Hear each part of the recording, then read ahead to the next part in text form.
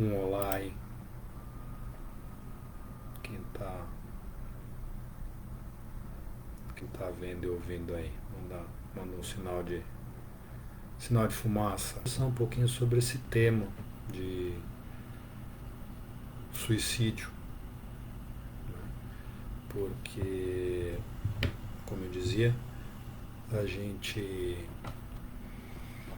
não tem que falar desse tema só na época do mês de setembro. As pessoas fazem isso, é, infelizmente cometem suicídio, pensam nisso, fazem isso a todo momento, o ano todo. Né?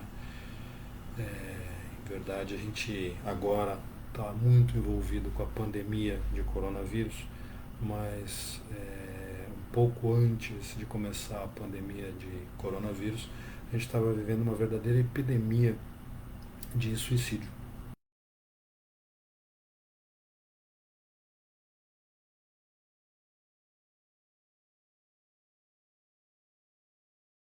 Também criança e também adolescente comete suicídio. Né? Mas enfim, esse é um tema que desde sempre afeta aí a humanidade. Né? Desde a antiguidade a gente fala disso. É, Algumas pessoas acabam vendo isso com certo glamour, outras pessoas com horror. Né? A gente tem, por exemplo, Shakespeare. Quem conhece a história do Romeu e Julieta sabe que enfim, vou fazer um spoiler aqui, uma história que acaba com suicídio. Né? Então a gente tem aí romantizada a imagem do suicídio na obra do Shakespeare, óbvio, sem fazer qualquer julgamento da qualidade da obra dele, não tem cabimento, mas tem um certo glamour aí, né? A gente tem, por exemplo, um autor alemão chamado Goethe, que escreveu um livro chamado Os Sofrimentos do Jovem Werther. Esse livro conta a história de um personagem chamado Werther e, outro spoiler, no final do livro, esse rapaz, por conta de uma desilusão amorosa, acaba cometendo suicídio. E na época, a gente está falando aí do final do século XVIII, 1780 mais ou menos, depois da publicação desse livro, houve uma verdadeira epidemia de suicídio entre jovens na Alemanha, porque eles liam esse livro, eles se identificavam com o personagem. Né? A gente está falando aí de pleno romantismo alemão, e muitos acabavam cometendo suicídio. Então é um tema que mobiliza muito. Né? Eu fiz um levantamento, uh, todas as principais religiões, né, uh, condenam o suicídio. A religião católica é contrária ao suicídio, né, ameaça com o inferno quem cometa suicídio. Os espíritas também apontam para que quem comete suicídio vai para uma região chamada umbral. O islamismo é contrário ao suicídio, o budismo é contrário ao suicídio, o hinduísmo é contrário ao suicídio. Tem até uma curiosidade, no hinduísmo clássico, né, uma concessão feita ao suicídio era em respeito ao matrimônio. Se o esposo morresse, a esposa poderia se matar para acompanhar o marido na vida pós-morte. Né? Mas todas, sem exceção, todas as religiões são contrárias ao suicídio. Então isso traz aí um peso muito grande, né? tanto para quem pensa em suicídio, quanto para quem fala em suicídio, quem trata desse tema, é algo que realmente se tornou um tabu em todas as culturas. Então, por que falar disso? E por que um psiquiatra falar disso? Né? Como eu dizia, é uma situação que afeta. Tem um levantamento da OPAS, a Organização Pan-Americana de Saúde, né? Na América, nas Américas, chega ao índice de uma morte a cada 100 ser suicídio. Né? E esses valores podem, na verdade, estar subestimados, exatamente por conta do tabu que existe aí em relação ao tema. Né? Muitas vezes acabam anunciando uma outra causa de morte que não o suicídio. Né? Podem falar de acidente, podem falar de vários outras causas, mas que na verdade eventualmente a causa tenha sido o autoextermínio da vida. Né? Em 2019, isso é dado da Organização Mundial de Saúde, mais de 700 mil pessoas cometeram suicídio, morreram por suicídio. Né? Aí a gente pensa, não, isso é coisa que só afeta adulto. Não.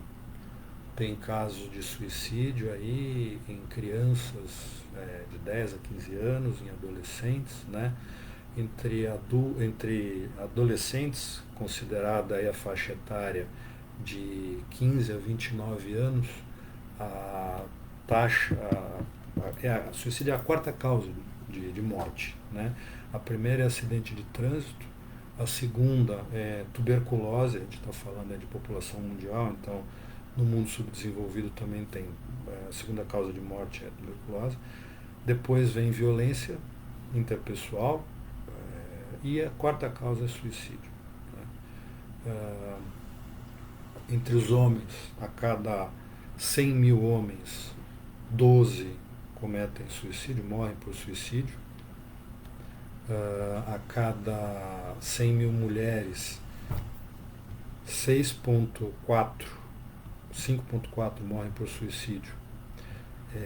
Então é uma causa muito frequente de morte. Né? E por que em psiquiatria a gente trata disso? Porque 98% dos casos de suicídio estão associados a algum transtorno psiquiátrico, ou seja, de cada 100 pessoas, 98 que se matam tinham algum problema psiquiátrico. Então a gente trata muito de pessoas que tentam suicídio. Né? Os principais diagnósticos associados ao suicídio são transtorno bipolar, transtorno de personalidade, principalmente transtorno de personalidade borderline, quadros depressivos, quadros de dependência química, de alcoolismo. Né? Também é muito frequente ter uma associação aí com transtorno de identidade de gênero. Né? Então, cerca de 40% dos transexuais nos Estados Unidos tem pelo menos um episódio de tentativa de suicídio aí na vida. Né? Então, é muita gente que tenta suicídio, que acaba, infelizmente, se matando. Né? Outra causa também são transtornos, problemas clínicos, né? Doenças crônicas, crônico-degenerativas, como a gente fala, doenças que podem evoluir se agravando ao longo do tempo. Né? Então, doenças que levam a uma degeneração progressiva. Né? Ou quadros que não têm uma reversão.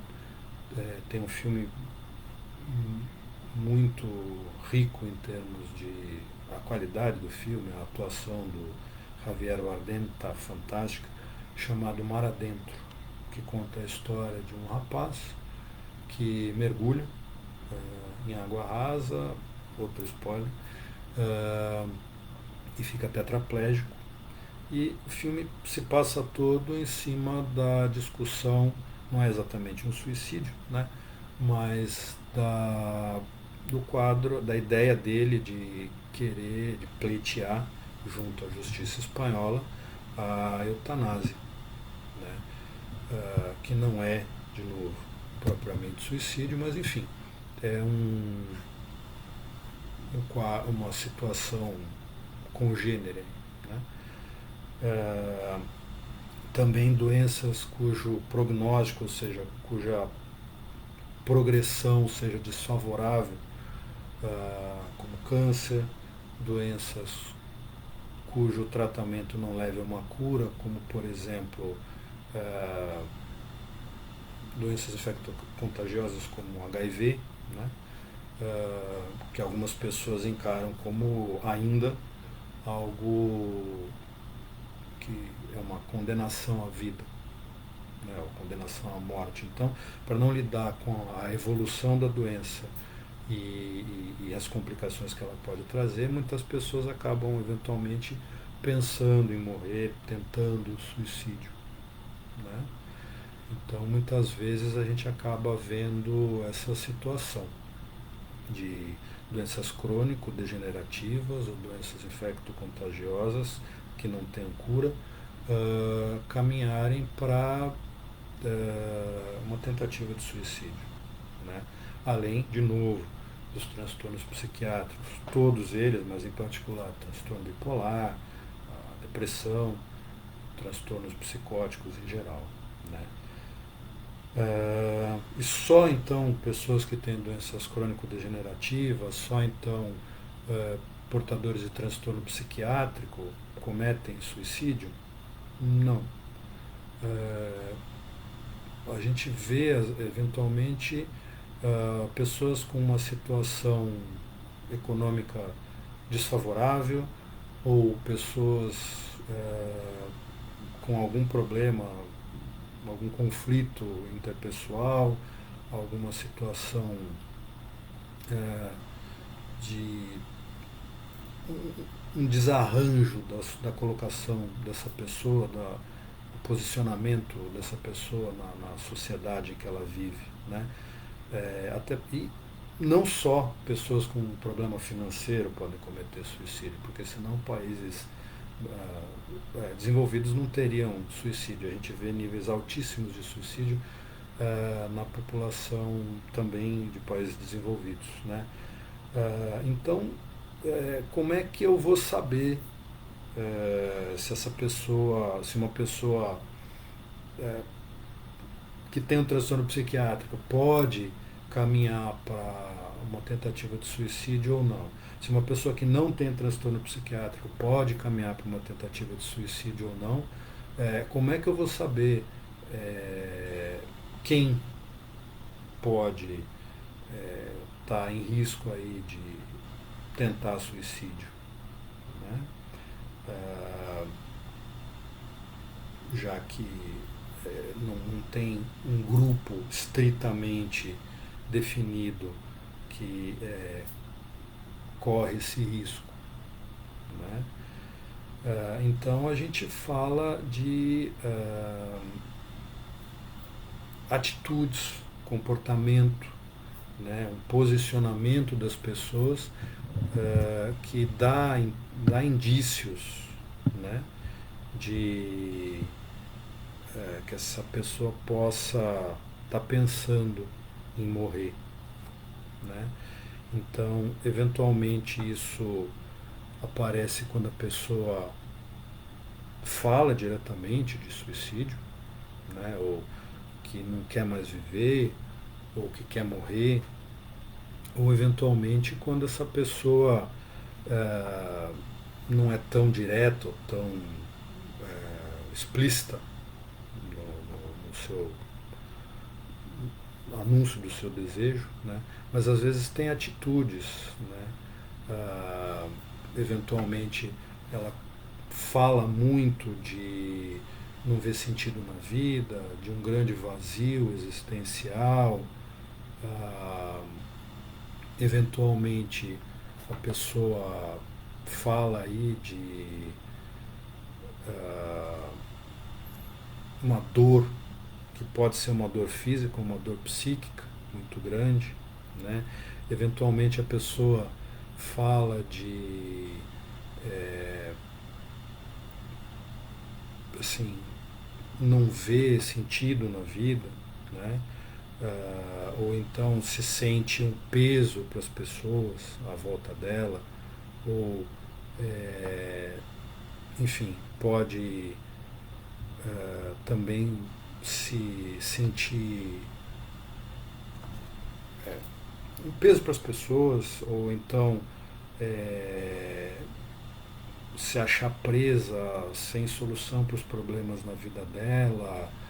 ah, e aí então muitas vezes ela acaba não falando diretamente que está querendo morrer, mas na fala dela a gente percebe um grande descontentamento com a vida, né?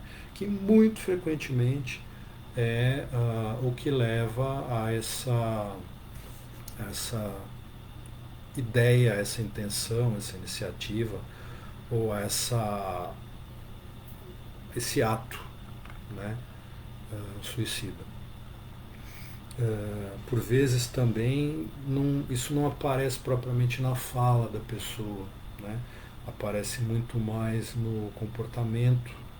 Então, ou a pessoa começa a se isolar de familiares, das pessoas próximas, de amigos, deixa de frequentar ambientes, deixa de estar nos locais que ela antes habitualmente se fazer presente, ou então retoma contato com pessoas com quem antes ela não tinha contato, parentes distantes, às vezes um filho com quem o pai não fala há muito tempo, esse pai vai tentar retomar o contato, enfim, outras atitudes também, né? Começar a se interessar muito por histórias de pessoas que cometeram suicídio, ou, enfim, pessoas do seu círculo que morreram, histórias de morte, ou até algo mais explícito do tipo ir atrás de estratégias para cometer suicídio, métodos suicidas. Então, isso é uma outra possibilidade, é um outro sinal, né, de que a pessoa está pensando nisso, né? Bom, num caso assim, né, quando a gente vê uma pessoa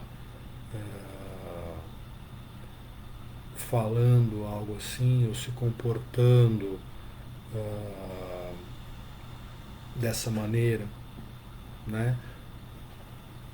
Como é que a gente deve lidar com isso, né?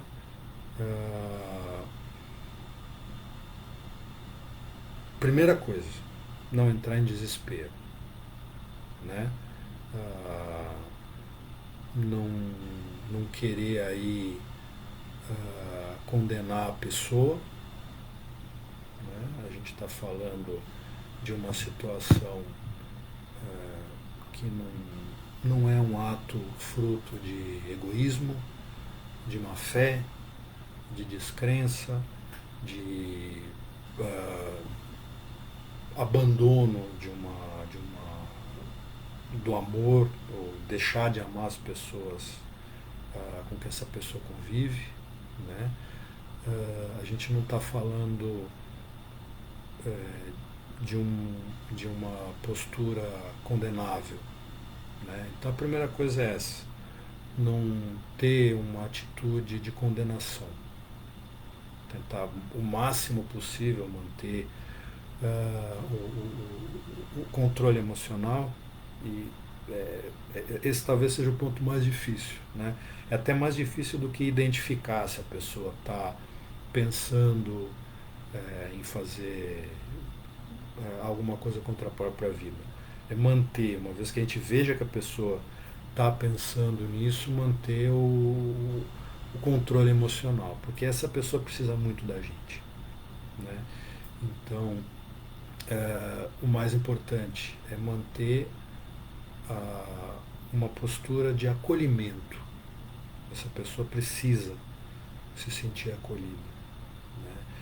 E, de preferência, no momento em que essa conversa possa se prolongar pelo tempo que seja, então não dá para conversar ali no corredor do trabalho ou antes do filho chegar da faculdade, é, enfim, é importante é, ter essa postura de acolhimento e prolongar essa conversa pelo tempo que seja necessário. E o que tem que acontecer nessa conversa, né? Em linhas gerais, questionar essa pessoa, né, sobre o que está acontecendo. E aí vem o grande tabu em relação ao suicídio, né?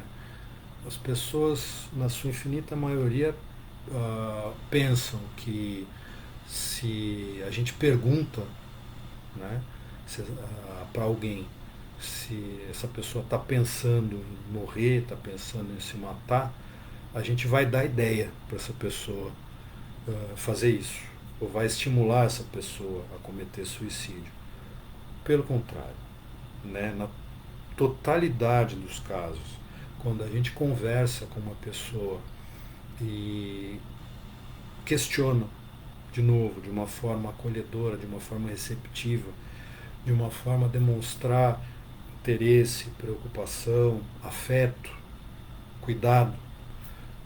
Se a gente pergunta para a pessoa se ela está pensando em suicídio, se ela estiver pensando em suicídio, o resultado é que muitas vezes ela encontra aí o único canal, né, para poder manifestar a dor, o desespero, pedir ajuda, né? Por vezes é a salvação da vida dessa pessoa. Por outras vezes, se a pessoa não está pensando em suicídio, a gente não vai dar ideia para ela, né? Não tem perigo de, ai caramba, ela não está bem, já está muito difícil a vida dela com a doença X ou com a situação Y, então eu não vou perguntar porque se ela não estiver pensando nisso, eu vou dar ideia para ela de fazer isso, né?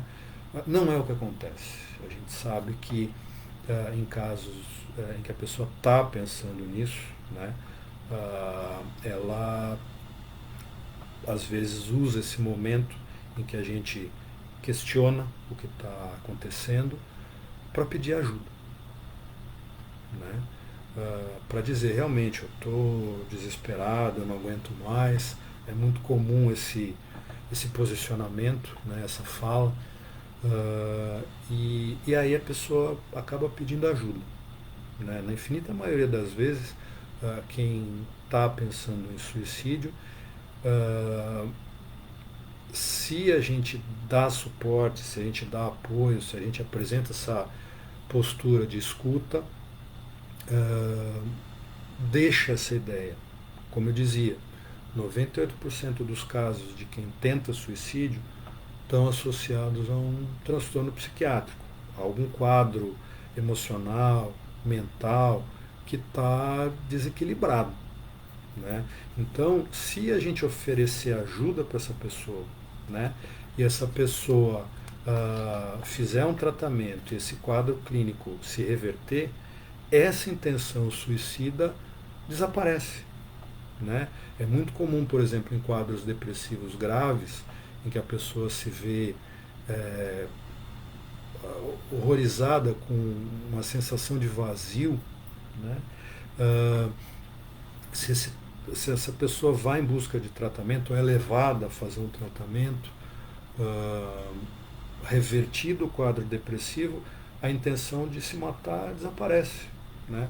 Então é muito importante a gente tomar cuidado de quando identificada uma identificado um comportamento, identificadas atitudes que fazem pensar que essa pessoa possa estar planejando o suicídio, abordar essa pessoa, conversar com ela, né? Uh, e para poder conduzir eventualmente essa pessoa em sofrimento a um tratamento. O que não fazer, né? Certas atitudes como condenar, como se irritar com a pessoa. De novo, eu sei que é difícil manter às vezes a tranquilidade numa situação que a pessoa fale disso, mas é muito importante, né?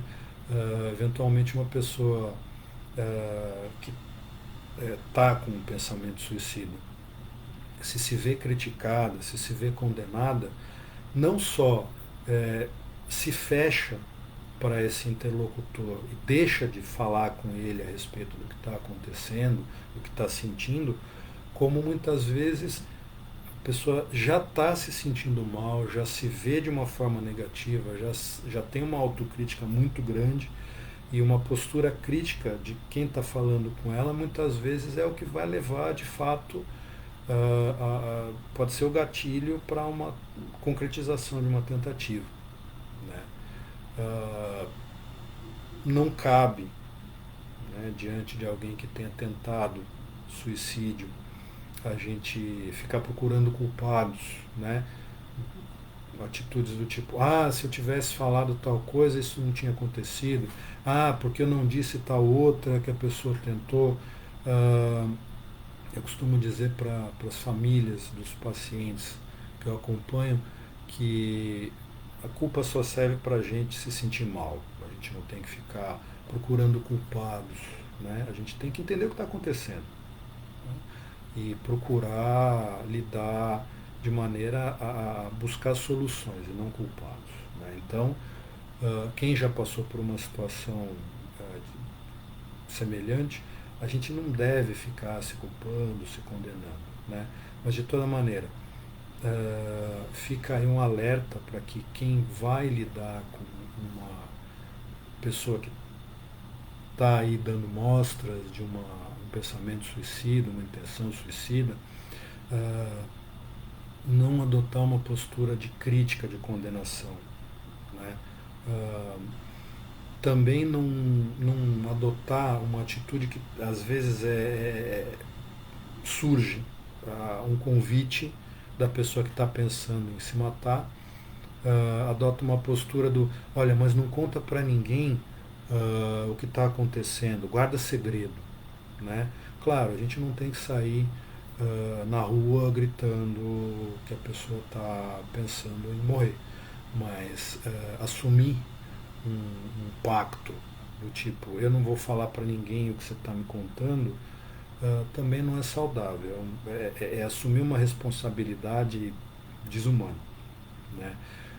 Numa situação dessa, o melhor é dizer olha, eu não consigo guardar para mim um segredo desse, assumir uma responsabilidade desse tamanho, mas eu assumo com você o compromisso de a gente procurar ajuda, né?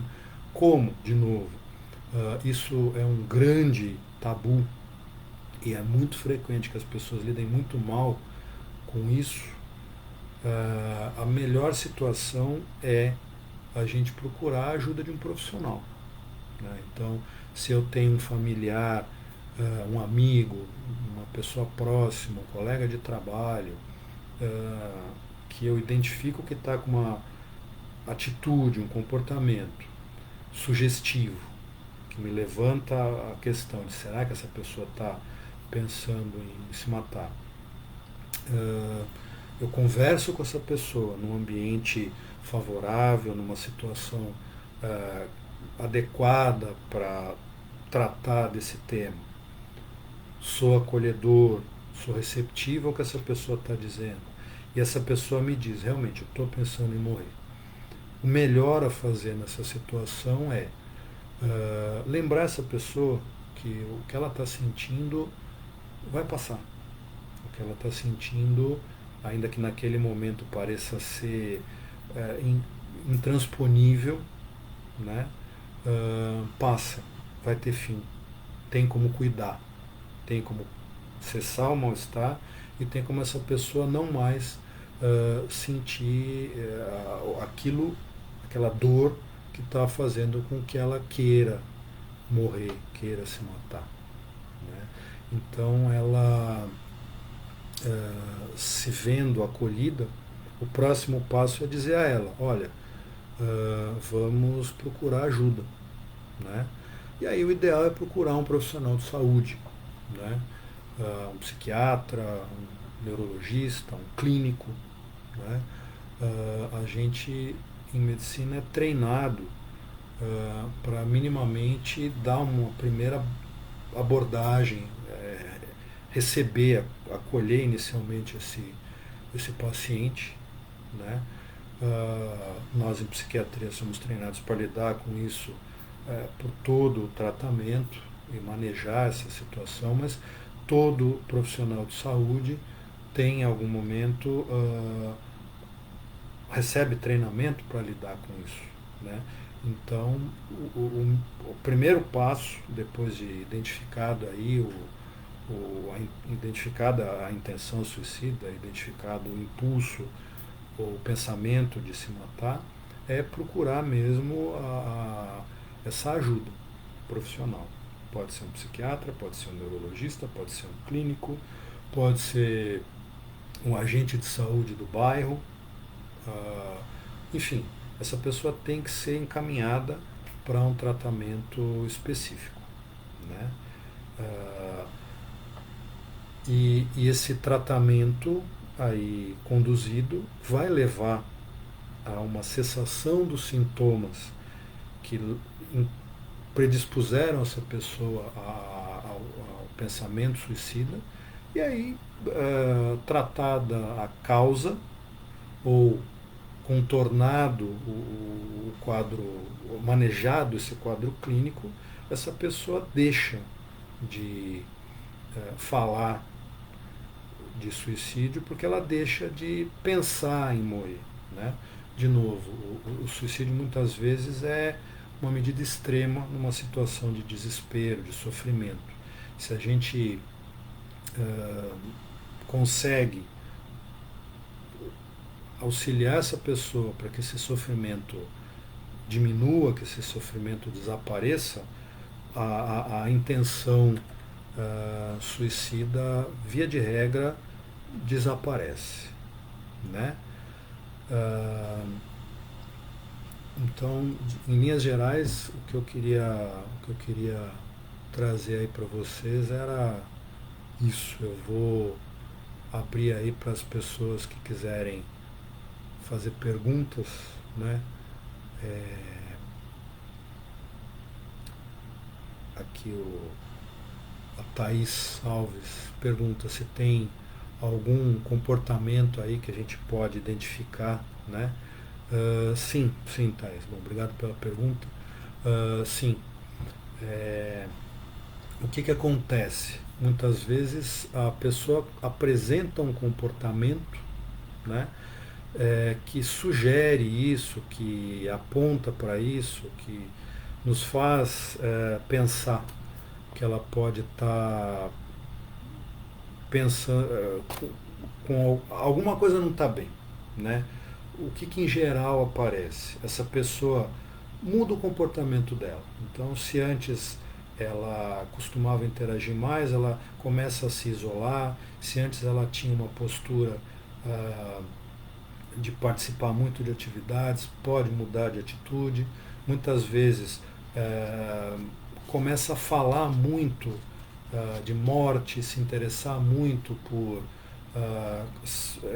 notícias de suicídio, vai atrás de documentários sobre isso, procura na internet estratégias aí, como morrer, como se matar, como morrer sem dor, como não deixar vestígios de uma tentativa de suicídio, enfim. Muitas vezes vai em busca desse tipo de informação, por outras vezes coisa até mais concreta, a pessoa tenta mesmo comprar uma arma, um veneno, corda, né?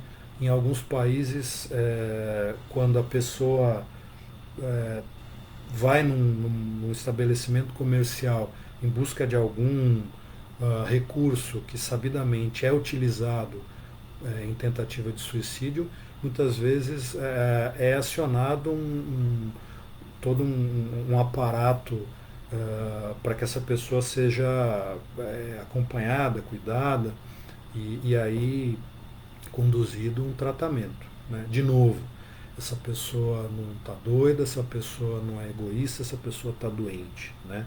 Então, muitas vezes é esse recurso que se dispara para tratar da pessoa nessas circunstâncias. Né? Às vezes também outra mudança de comportamento que se vê, né? A pessoa ou se isola dos contatos ou muitas vezes vai em busca de contatos que havia perdido, né? Então, por exemplo, um pai que brigou com a família retoma o contato com os filhos, um irmão que não visitava as irmãs há anos vai em busca desse contato e tenta retomar. Outras vezes surgem iniciativas do tipo, eu vou fazer um seguro de vida, ou então, eu vou saldar as minhas dívidas no banco, vou deixar tudo certinho, meu testamento. Isso tudo pode ser aí, enfim, levantar a lebre para quê? Para alguma coisa não estar legal, né? Então, às vezes, essas atitudes das pessoas, uma mudança muito brusca de atitude, de comportamento, muitas vezes são o que leva a levantar esse questionamento, né? Então, sim, tem esses comportamentos, né?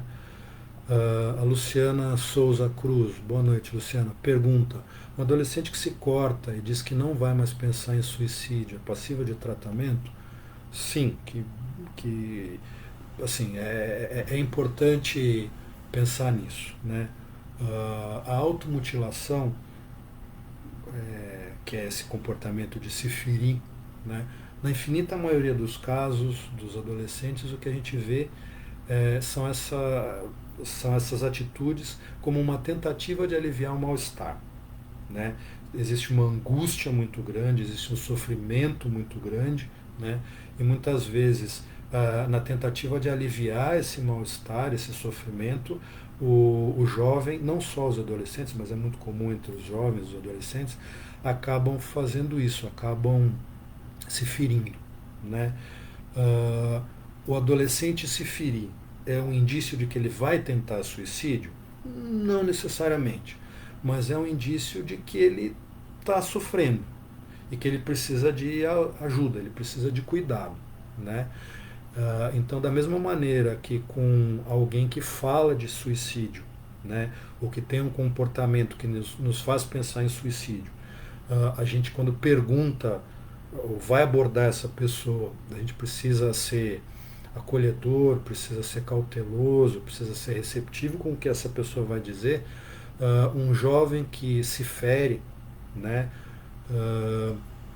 de certa maneira encontrou aí nos cortes ou nos ferimentos que ele se inflige uma maneira de expressar uma angústia, um sofrimento, um mal-estar. Então, às vezes é o jeito de ele pedir socorro. Né? É um jeito que muitas vezes nos causa desespero, que nos causa angústia, mas é um jeito de essa pessoa pedir ajuda. Então, que ajuda a gente pode dar? Né? Primeiro, escutar essa pessoa, escutar esse jovem, né? Tentar entender o que é que está acontecendo. Né? E abordá-lo de uma forma receptiva. Olha, eu estou aqui, conte comigo, eu, sempre que você precisar eu vou estar aqui por você, né? Uh, pode me procurar quando você não estiver legal. Uh, então são estratégias aí de abordar esse jovem, né? Uh, ter tentado se ferir, ter se ferido, não necessariamente quer dizer que ele vai tentar suicídio, mas é, como eu dizia, alguém que está em sofrimento e que precisa de ajuda, né? Então, não é simplesmente porque ele diz que não está mais pensando em suicídio que a gente pode baixar a guarda e está tudo certo, está tudo resolvido. Como eu dizia, esse jovem ele precisa ser acompanhado, ele tem que ser tratado, né? Tem que ser conduzido a um profissional habilitado para cuidar disso, tá? E com o passar do tratamento, com a reversão do quadro que fez que esse jovem procurasse isso, aí diminui mesmo a chance de que ele volte a fazer, né? Ainda que a gente saiba que quadros quadros depressivos graves, né, possam levar a no futuro uma nova tentativa, não é líquido e certo que vai fazer isso, né? Mas a gente tem que ficar atento. Tá? A Fabiana Falcão Limeira. Oi, Fabiana, boa noite. E quando a internação é recomendada?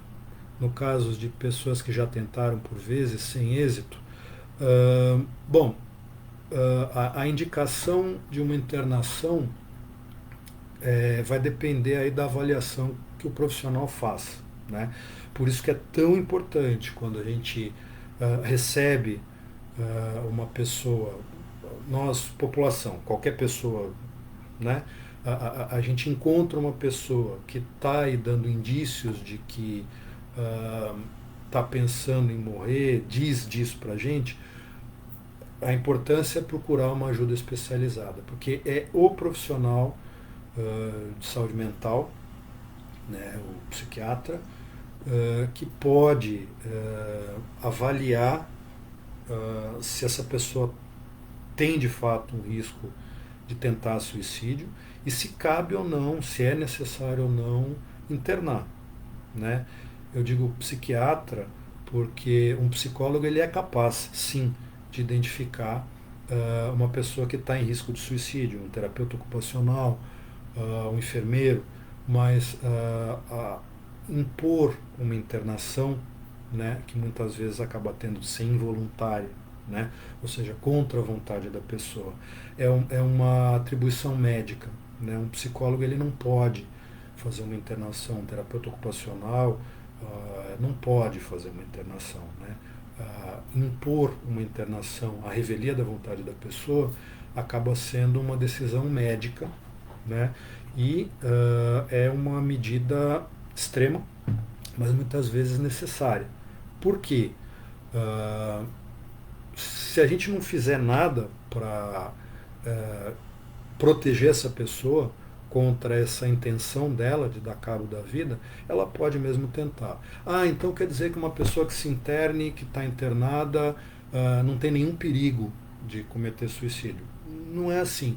A gente sabe que mesmo durante uma internação, numa clínica, no hospital psiquiátrico, a pessoa pode tentar suicídio, né? A gente está falando muitas vezes de pessoas que estão no extremo de desespero, então elas vão insistir nisso e vão tentar qualquer coisa para dar cabo do sofrimento. E às vezes o mal-estar é tão grande que elas não conseguem esperar o efeito do tratamento. E aí o ambiente da internação acaba sendo necessário para quê? Para proteger essa pessoa dela mesma e desse desespero que leva às vezes a um ato extremo.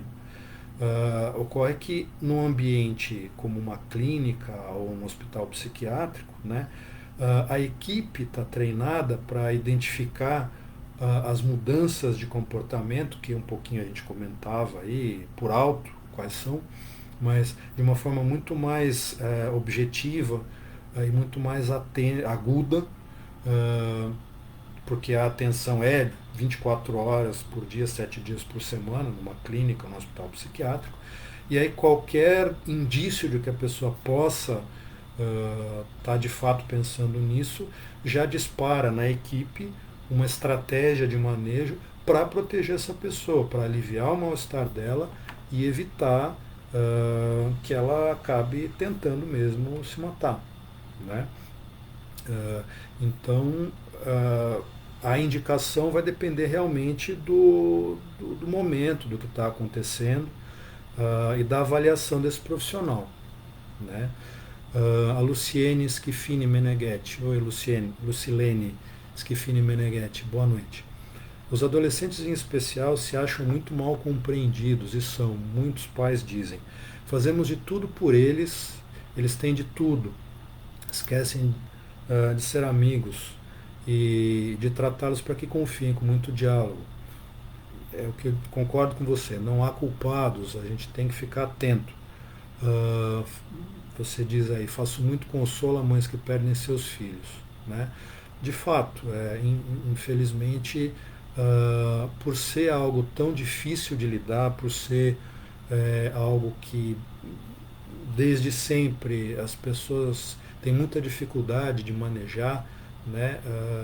A morte assusta, a morte horroriza, né? E falar de morrer, falar que se quer morrer é algo que causa mal-estar, causa pavor. E aí a gente acaba muitas vezes não conseguindo cuidar de quem está precisando de ajuda. Né? Daí a iniciativa dessa nossa conversa hoje, né?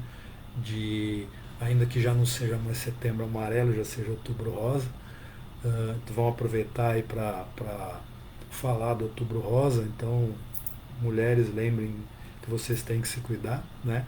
Mas vamos prolongar essa ideia de falar sobre suicídio, de tentar desmistificar isso, de acabar com esse tabu que faz tanto mal, né? Porque tudo que é tabu, a gente acaba não falando sobre isso, e não falar sobre suicídio acaba muitas vezes impedindo que a gente cuide de alguém que está pensando nisso ou que está num sofrimento que faz que essa pessoa pense que o melhor a fazer é deixar a vida.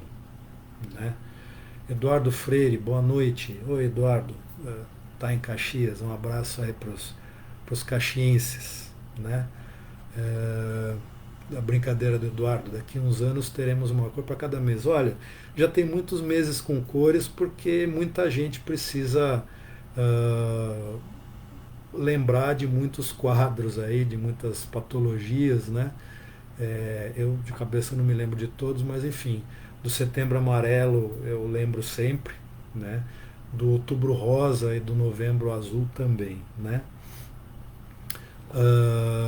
Isabela Fernandes, oi Isabela, boa noite. Como agir quando se está pensando em suicídio e não tem a quem chamar?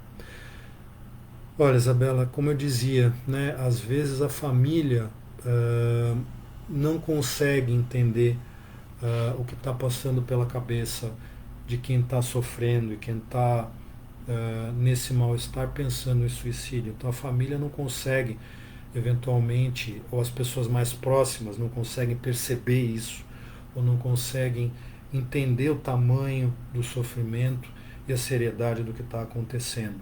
Né?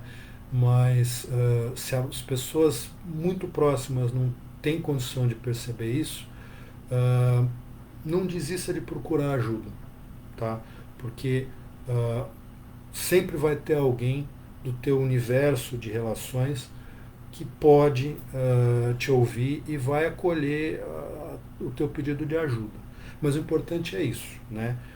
Para quem está pensando em morrer, né? Que não está vendo sentido na vida ou que não está conseguindo suportar a dor do que está sofrendo. Né? Sim, sempre tem o que fazer. tem como aliviar o mal-estar, para não chegar a esse extremo de cometer suicídio, né? Eu costumo dizer o seguinte, que eu não sou contrário ao suicídio. Pode parecer esquisito dizer isso depois de quase uma hora falando aí a respeito de como prevenir suicídio, né? Mas eu não sou contrário ao suicídio. Eu sou contrário à falta de liberdade, né? Então, uma pessoa que está sofrendo tanto, que não vê saída a não ser dar cabo da vida, ela não está escolhendo se matar. Ela simplesmente não está encontrando alternativa.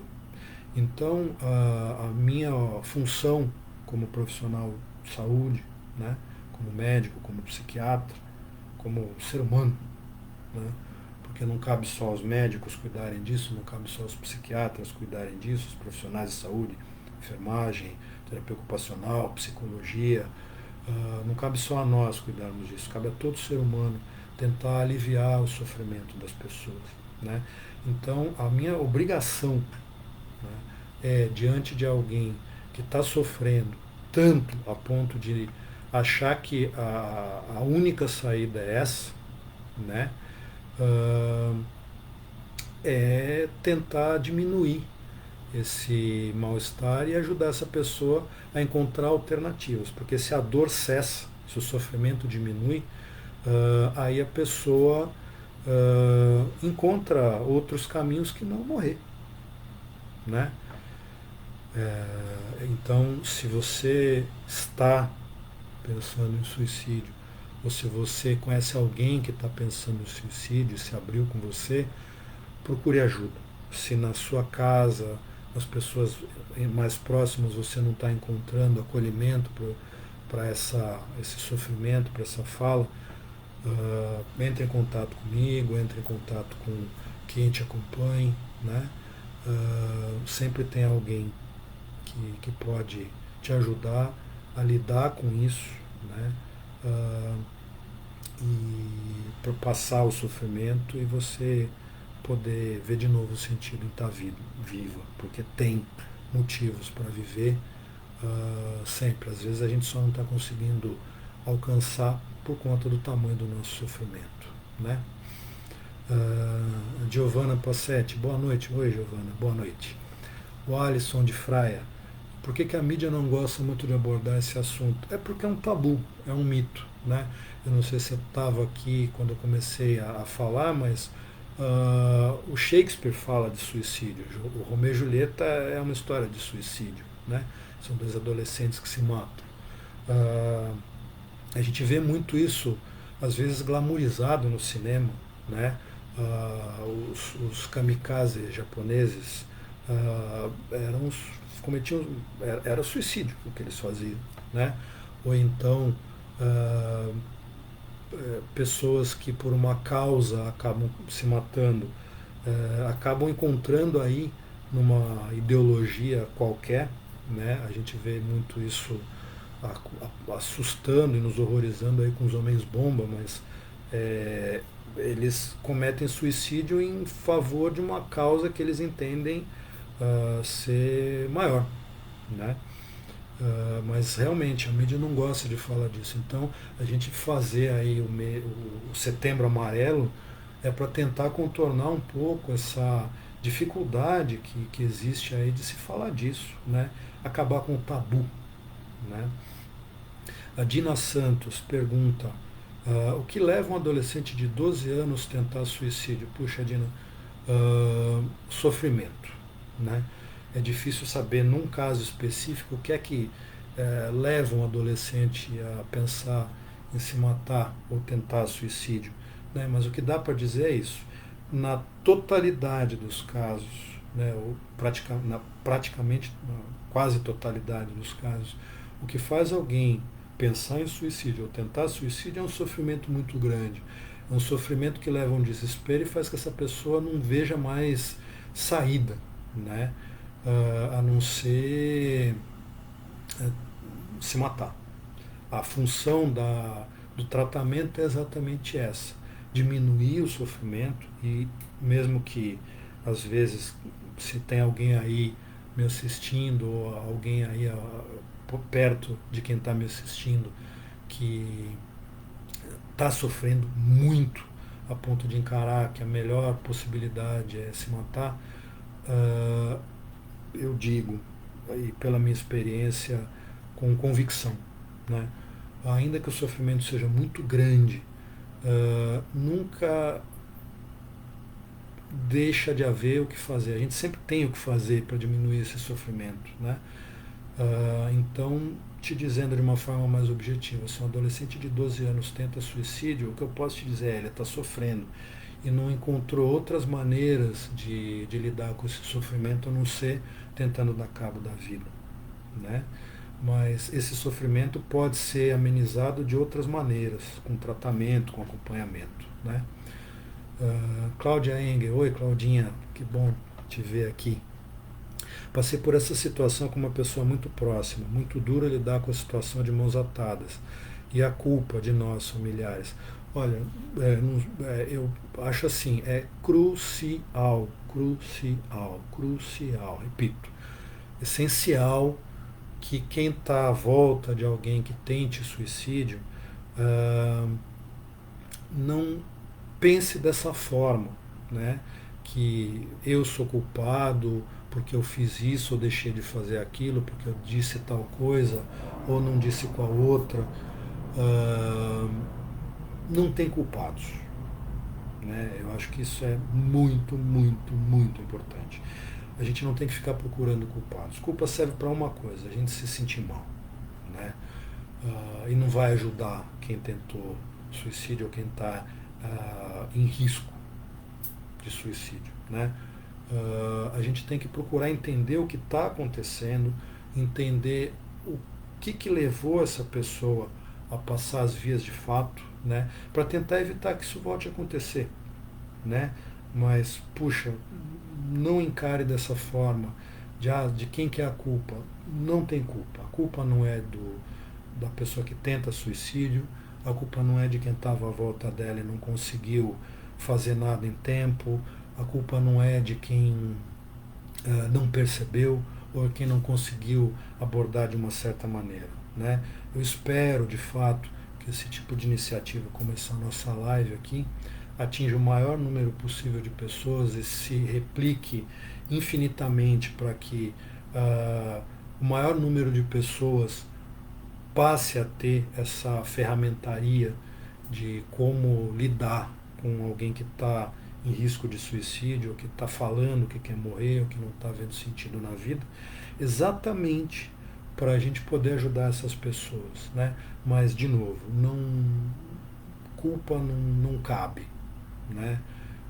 Cabe entender o que a gente pode fazer diferente para ajudar essa pessoa. Parece que é um mero jogo de palavras, mas o peso que a culpa ou que assumir uma culpa tem é injusto, inútil e descabido. Então, podem tirar, todos vocês aí que já lidaram com esse tipo de situação, podem tirar essa culpa das costas, essa dor de se achar responsável por alguém que fale disso, tente isso ou tenha, infelizmente, cometido suicídio, né? Márcia Felício, oi Márcia, prazer ter você aqui com a gente. Parabenizo pela sua live, obrigado. Sim, é uma conversa importante, também acho, né? Por vezes os pacientes que já receberam alta e estão sem acompanhamento médico podem vir a enganar e cometer suicídio, dá para ter indícios disso? Bom, assim, falando, por exemplo, de um quadro que é muito comum se associar a tentativas de suicídio, que é a depressão grave, né?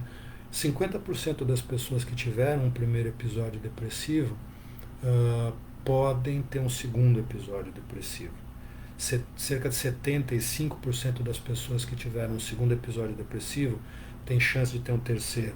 Cerca de 80%, 85% das pessoas que tiveram 3 episódios depressivos podem ter um quarto. Praticamente a totalidade dos quadros das pessoas que tiveram 4 episódios depressivos vai ter um quinto episódio, né? Então a depressão recorrente, que é isso que eu estou apresentando aí, ou seja, a pessoa tem um episódio depressivo, melhora, tem um novo episódio, melhora, vai ter um outro episódio, pode cada vez aumenta a chance de ter um novo episódio, né? Então, ter um quadro prévio aumenta a chance de ter um novo episódio, né? Então, se a pessoa teve um episódio grave, né, ou chegou em algum momento a falar disso, se começa a apresentar aqueles sinais que eu havia comentado anteriormente, é um indício de que ela pode de novo estar mal a ponto de voltar a tentar, né?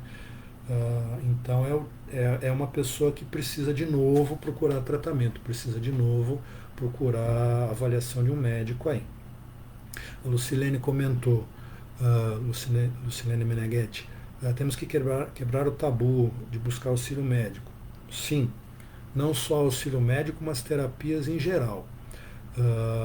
Né? Porque às vezes a pessoa diz, mas eu não estou doida, por que eu vou procurar um psiquiatra? Ou então, eu não vou fazer terapia porque isso é perfumaria, não precisa, isso é frescura, isso é coisa de quem não tem o que fazer. Não, gente, não é fato, né? Tratamento com psiquiatra não é um atestado de loucura, né? Eu brinco que a gente cuida das pessoas ditas doidas, mas não só delas. Eu prefiro dizer que a gente cuida das pessoas que estão com sofrimento psíquico, né? E terapia não é frescura, não é charme, não é perfumaria, é uma necessidade, muitas vezes, de alguém que não está conseguindo entender situações que está vivendo e não está conseguindo encontrar saída para problemas que surgem na vida, né? Então, ter um espaço para falar do sofrimento, falar dos problemas que levam a esse sofrimento, muitas vezes é a diferença, né? Entre encontrar uma solução e continuar com o sofrimento a ponto de se agravar e a pessoa acabar vindo tentar se matar, né? Então, sim, concordo com você, terapia renova a alma, sem dúvida, né? Érica Higashino Bevilacqua, oi Érica, boa noite, bem-vinda. A Lucilene diz, o vício de medicamentos sem tratar a causa emocional está numa constante. Olha, eu te diria que alguns medicamentos podem causar dependência, nem todos, né? Eu fiz aí uma outra fala há cerca de 2 semanas sobre ansiedade. Depois, quem quiser me fala, eu tento dar um jeito de replicar esse vídeo, tá? Mas, assim, de forma muito sintética, o que eu digo nessa outra live, né? É um tabu também, quase tão grande quanto falar de suicídio, que todo medicamento psiquiátrico vicia. Alguns medicamentos podem causar dependência se usados de maneira errada, mas se utilizados aí com acompanhamento médico, conforme recomendado, é seguro usar a medicação, tá? Então, mitos como remédio psiquiátrico vicia, remédio psiquiátrico a pessoa começa a tomar e vai ter que tomar o resto da vida, ou então, remédio psiquiátrico vai fazer a pessoa ficar grogue, fora do ar o tempo todo, são mitos, assim como o mito que eu dizia agora há pouco de, se uma pessoa está com uma atitude aí que me faz pensar que ela pode estar pensando em se matar, se eu perguntar para ela, eu vou dar a ideia de ela se matar, é mito.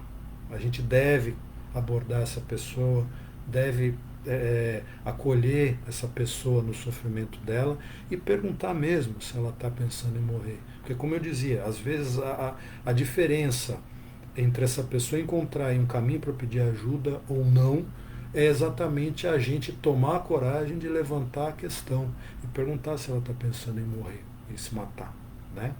Então, são mitos aí, são tabus que a gente precisa dar um jeito de acabar, né? A Érica Higashino pergunta, há alguns anos soubemos de casos de adolescentes que se suicidaram em colégios de São Paulo. O que você acha que pode ter levado essa onda de jovens cometendo suicídio? Como podemos prevenir? Bom, ah, digamos assim que o adolescente ele está vivendo, Érica, uma revolução hormonal, emocional, e digamos que ele ganha uma capacidade, uma potência imensa, porque muitas vezes ele já tem o corpo de um adulto, mas não tem a maturidade emocional, não tem o domínio emocional que um adulto, pelo menos a gente espera, consiga ter, né? Então, muitas vezes, o que leva a uma tentativa de suicídio no jovem é ah, um sofrimento muito grande associado a uma falta de um caminho para expressar esse mal-estar, esse sofrimento, né? E o desespero de sofrer e não se ver compreendido, não se ver acolhido, não ver um caminho para aliviar esse mal-estar, muitas vezes é o que desencadeia uma atitude extrema como uma tentativa de suicídio. Infelizmente tem gente de um, não dá para chamar de outra maneira, mas eu não sei, canalice, né, ou perversão. Há alguns anos teve aí aquela história de uns vídeos e de umas manipulações que adultos faziam em redes sociais com crianças e adolescentes, aquela história da baleia azul, né? Então, infelizmente, às vezes acontece, né, de um adulto, de, enfim, criminoso, né, é, acabar manipulando jovens e adolescentes para terem uma atitude extrema dessa, né? Então, muitas vezes pega uma criança ou um adolescente extremamente fragilizado por uma situação de sofrimento e acaba induzindo um comportamento desse, né? Talita, boa noite. Oi, Talita, boa noite. Gilberto Cirilo, oi, boa noite, Gilberto. Ah, a Márcia volta a perguntar aqui: existe algum grupo de apoio aos familiares das pessoas que cometem ou pensam em cometer suicídio? Sim, na verdade, tem grupos, né, de acolhimento, muitas vezes, né, vinculados a instituições de saúde. Uh, Depois eu posso até fazer um levantamento para você de algumas dessas instituições, né? Nos Estados Unidos tem um grupo, na verdade uma organização chamada helpguide.org, né? Que é uma organização sem fins lucrativos que fala disso, né? De dar dicas de como lidar com isso, né? A Organização Mundial de Saúde tem um link também que fala disso, né? Uh, tem o link em inglês e tem o link em português, então dá para procurar no site da Organização Mundial de Saúde. Eles têm diretrizes em um manualzinho bem legal para tratar disso. Mas enfim, não precisa necessariamente ser um grupo de apoio aos familiares, né? Digo, um grupo formalmente estabelecido. O que eu diria é que se uma pessoa viveu a situação de ter um ente querido, um familiar que cometeu suicídio, tentou cometer suicídio, essa própria pessoa já está em situação de risco, porque é um sofrimento também. E como que leva uma pessoa a tentar suicídio é um sofrimento muito grande, muitas vezes o que vai levar a um adoecimento é ter um familiar nessa condição, né? Isabela Fernandes pergunta: por que quando as pessoas veem alguém nessa situação preferem julgar e brigar, como se ela estivesse errada em vez de ajudar? Eu tive muitos amigos que passaram por isso e a família, ao invés de ajudar, chegou até a agredir fisicamente. É o que eu dizia agora há pouco, Isabela. Ter a notícia de que o familiar está pensando em suicídio, às vezes causa um desespero tão grande que a pessoa não consegue sequer raciocinar da melhor maneira de ajudar, né? Eu sonho que um dia a gente consiga tratar da questão do suicídio, do sofrimento psíquico que leva ao suicídio, com a mesma sistematização dos incêndios. Todo edifício tem uma brigada de incêndio que treina para saber como lidar com uma situação de incêndio, né? Eu peço até desculpas pela analogia, mas uma pessoa que treine para lidar com incêndio, quando tiver um incêndio vai saber o que fazer. Uma pessoa que assista uma conversa como essa que eu estou tentando trazer aqui para o maior número possível de pessoas, vai aprender minimamente a lidar com isso, né? E se passar por uma situação dessa, vai saber um pouco como lidar com isso, né? Gabriela Camargo Campos. Oi, Gabriela. Há situações em que a psicologia ou a psiquiatria não considera o suicídio um problema, mas uma escolha autônoma? Se sim, quais? Olha, eu acho que do ponto de vista lógico, né?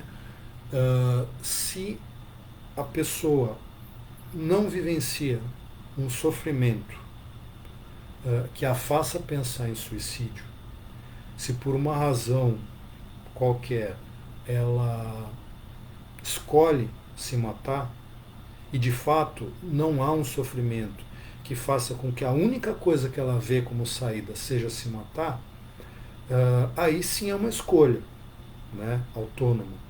Tá? A gente poderia pensar eventualmente num kamikaze, né, lá durante a Segunda Guerra, ou num homem-bomba, né, que comete suicídio, né, ou um suicídio altruísta, né, por exemplo, tem um filme, não vou me lembrar do nome agora, mas acho que é Até o Último Homem, não sei, mas que conta de um rapaz que era testemunha de Jeová e se alista na Segunda Guerra e ele se recusa a portar arma, né? Então ele foi condecorado porque ele vai resgatar os colegas dele que caíram em combate, ainda estavam vivos, né? Ele vai ao campo de batalha e resgata esses colegas do pelotão dele, do exército dele, até uma área segura para serem socorridos, né? Se ele tivesse morrido, a gente poderia dizer que foi um suicídio? Não sei, né? Fica aí um questionamento, mas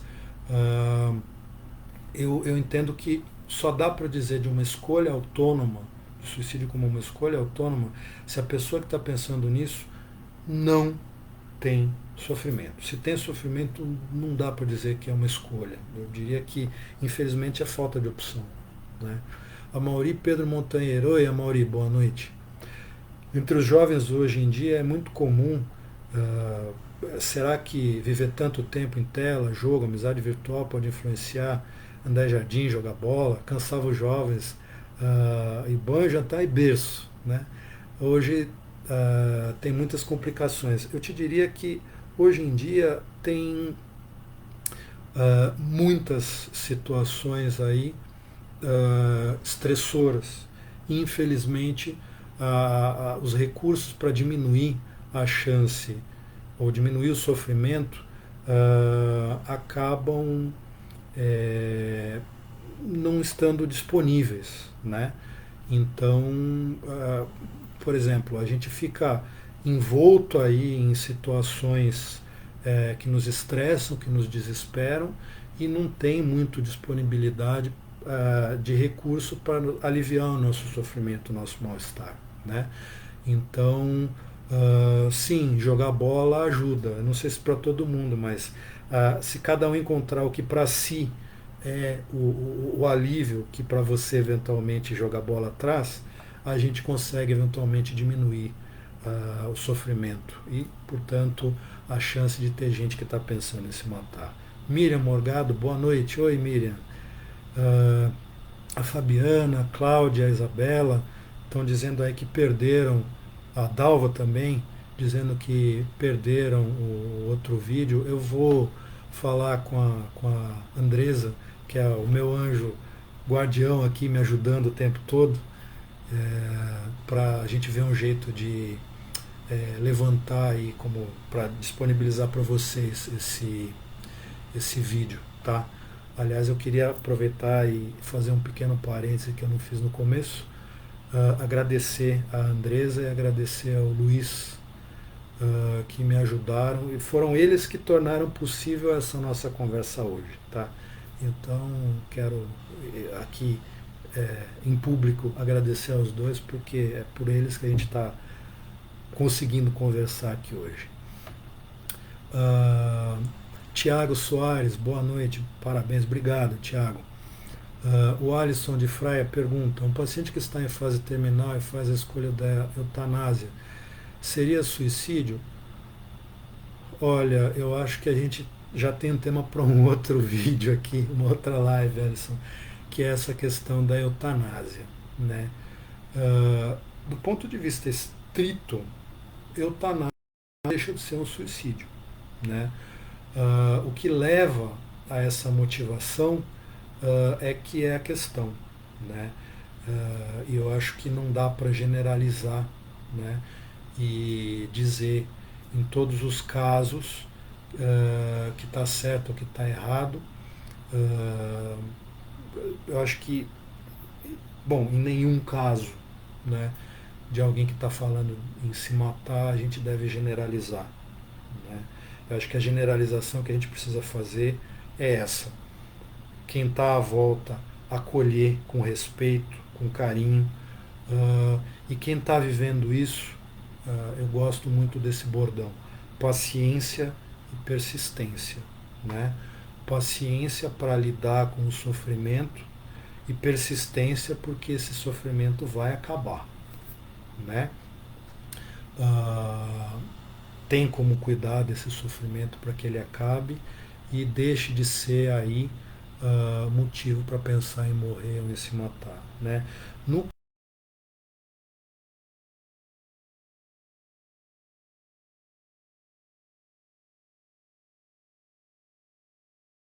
inclusive que a gente tem aqui para a nossa conversa, que já está chegando no final,